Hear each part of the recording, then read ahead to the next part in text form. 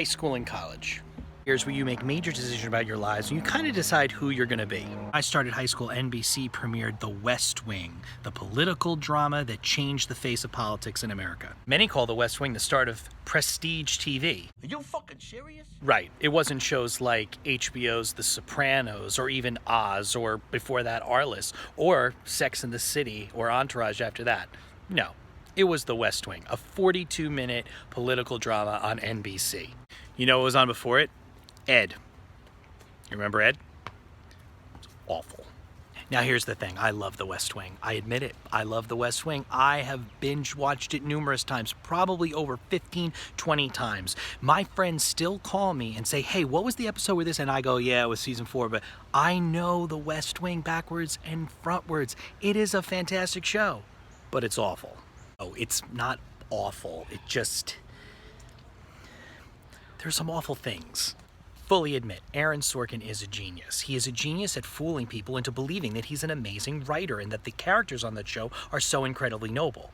But I do love it. The only real issue with the show is that the people like me that were watching it during their formative years of influence actually believe that that is how politics works. Let me make this very clear. The point of this video is not to discuss the liberal agenda of The West Wing. It's a utopia. It is liberal porn. It's a world we probably all want to live in.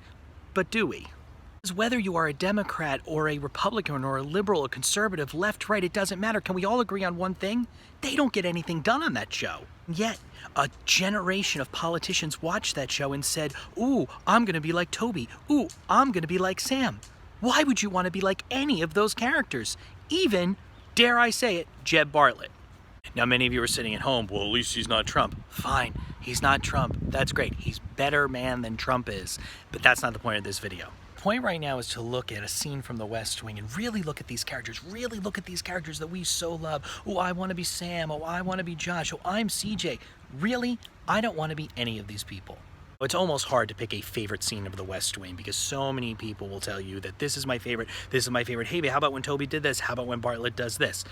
But I picked one that I think really highlights the wonderful personalities of these characters. Right now we're going to look at what is probably one of the more famous of the cold opens. For those of you that don't know, a cold open is that little snippet scene that comes before the theme song. Now this is from the episode Galileo. In this scene, we learn that the president needs to speak to a bunch of school children about the launching of Galileo 5. Galileo 5. Yes, sir. Just the name. Galileo 5. You can feel the adventure. Yes, indeed. NASA's great at naming things. They are. Mercury, Apollo, Atlantis, the Sea of Tranquility, the Ocean of Storms. Good names. First time I heard Galileo 5, the way the imagination immediately, it reminded me of the way folks in my generation felt when we heard Yellow Submarine. Okay. We really did all want to live in a yellow submarine. I can't believe they gave you people driver's licenses. Tell me where we're going again. Mars briefing rehearsal. Why? To rehearse. Say the name. I said the name. Say it again. Your imagination, like a child, will explode with unrestrained possibilities for adventure. Galileo 5. You didn't say it right. Now kudos to Aaron Sorkin, by the way, because he just got so much exposition about this episode and even this cold open in a matter of 15 seconds. He told you where they're going, he told you what kind of speech, he talked about Galileo 5, he got it all. But how'd he do it? He had to explain it to a woman. I'm sorry, did I forget to tell you? Aaron Sorkin hates women. Hates women.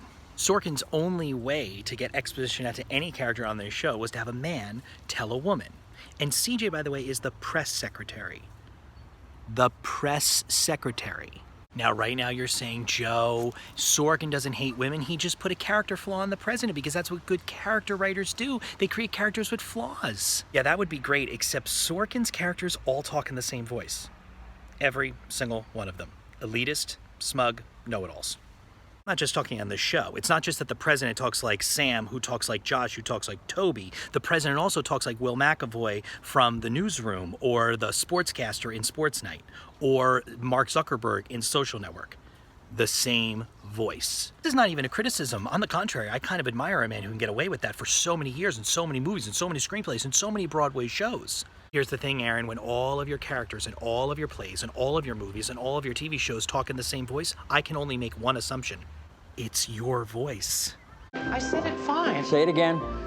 Who wrote this intro? I did. You're from NASA Public Affairs? Yeah. You mind if I give it a polish? Is there a problem? No, it's great. You mind if I change it? I'd prefer if you didn't. Just the same. Public Affairs has cleared the text. If it's going to be changed, I'd prefer if the president changed it. See, that's kind of what he pays me to do, so. Look, I don't want to step on your toes. You don't want to step on mine. We're both writers. Yes, I suppose, if we broaden the definition to those who can spell. Excuse me? Isn't that cute? That's not elitist at all, acting like that in front of this poor public affairs guy from NASA who has the opportunity to write for the President of the United States. I'm sure that guy's not nervous as it is. Let's knock this guy down another peg. Good morning. Good morning, Mr. President. Sir, this is the crew from NASA Public Affairs. How you doing? Sir, we're going to run you through the drill for tomorrow morning. First of all, you'll be flanked on either side by the Flight Operations Manager, David Narakawa, and NASA Chief Administrator, Dr. Peter Jobson. On either side of them will be Dr. Samuel Thurman of the Meteorite Analysis Team from the Johnson Space Center and Dr. Joyce Gray Sutton, planetary geologist from Cal State Northridge. Did you get all those names? Of course not. Neither did the president. And, by the way, the audience doesn't need to either because those names never come up again. Now, most people are trained to hear those important names and think, oh, those are the people in the episode. They're going to cause conflict. There's going to be some disagreement about Mars. Nope. No, the truth is that Sorkin just loves to hear his characters talk, even if it's unimportant nonsense like the names of the people that are going to be sitting around the president. On these monitors, you'll be seeing the images beam back from the surface, and on this computer screen, you'll be able to read the questions being sent in by the kids.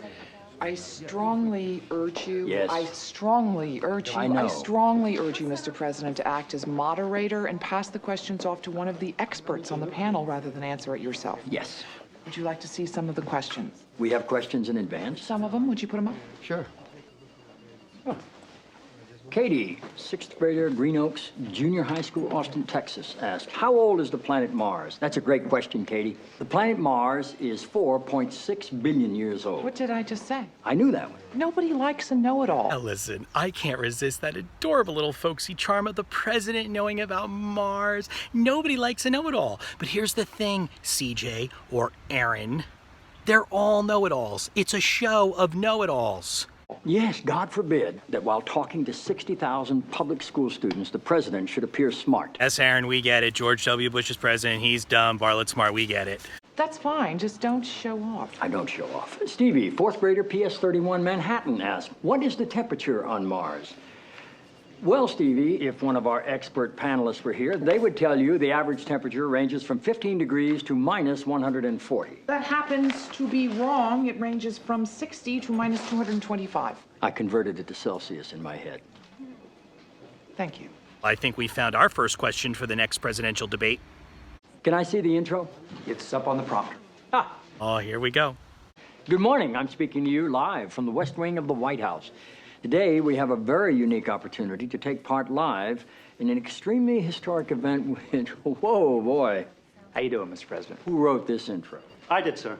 I'm Scott Tate from NASA Public Affairs. Scott, unique means one of a kind. Something can't be very unique, nor can it be extremely historic. While we're at it, do we have to use the word live twice in the first two sentences like we just cracked the technology? Look, We're also broadcasting in living color, right? Oh, so no one likes a know-it-all when you are not the know-it-all. Oh, I get it. You elitist pieces of... Sam, Yeah. he's gonna make some changes. You gonna clear him with me? I doubt it. Write this. Good morning. 11 months ago, a 1,200-pound spacecraft blasted off from Cape Canaveral, Florida. 18 hours ago, is it 18 hours ago? We're on the air at noon Eastern. Yeah. 18 hours ago, it landed on the planet Mars. You, me, and 60,000 of your fellow students across the country. I'm sorry, what? Here we have Sam Seaborn, established as this great speechwriter, so much better than the public affairs guy from NASA, say that you, me, and 6,000 students will be doing something. Aaron, listen, despite being a grammar teacher for 15 years, I'm really not that big of a grammar Nazi. But when your entire cold opening, which has nothing to do with the plot of the show, is all about showing off intelligence via scientific knowledge and speechwriting, could we use correct grammar? You see, Aaron, the word me is never the subject of a sentence. It's I. It's you, 6,000 of your fellow classmates, and I. I'm sure that the 11 men and 1 woman in your writer's room tried to warn you, but you were probably too busy with something else. Along with astroscientists and engineers from the Jet Propulsion Lab in Southern California, NASA Houston, and right here at the White House, we're going to be the first to see what it sees. and to chronicle the extraordinary voyage of an unmanned ship called Galileo 5. He said it right. Because he's a man.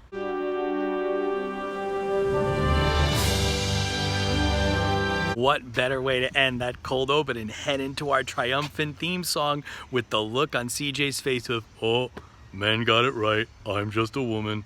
Here's the amazing thing. Women love this show. And what's amazing is we haven't even gotten to the character of Josh Lyman, who hates women more than anyone, but yet women love him.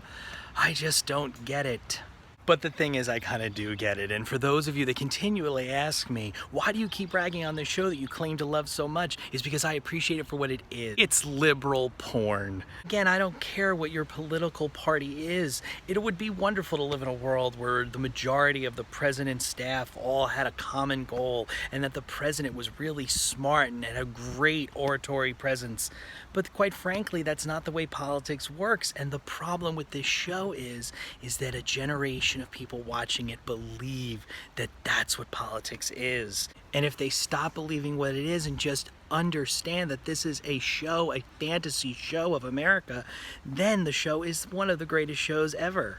I hope you enjoyed this video, and I think I'll take another opportunity to look at a couple other famous West Wing scenes and break them down for you. So in the words of President Bartlett, and Josh Lyman, oh, Sam Seaborn, and CJ, and Mrs. Lanningham, and Mandy, and basically every character on the show, what's next?